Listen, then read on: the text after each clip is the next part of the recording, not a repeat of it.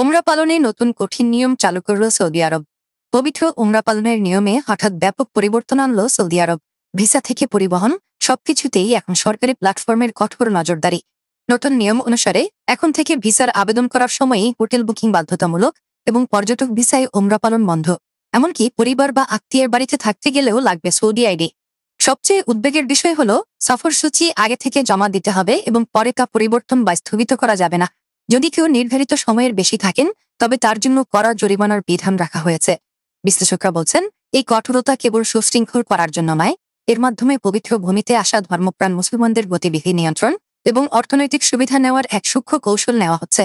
বিশেষ করে যুক্তরাষ্ট্র, যুক্তরাজ্য বা সেনজেনভুক্ত দেশের ভিসাধারীদের জন্য কিছু বিশেষ সুবিধা রেখে প্রকারান্তরে পশ্চিমা প্রভাবকে গুরুত্ব দেওয়া হলো।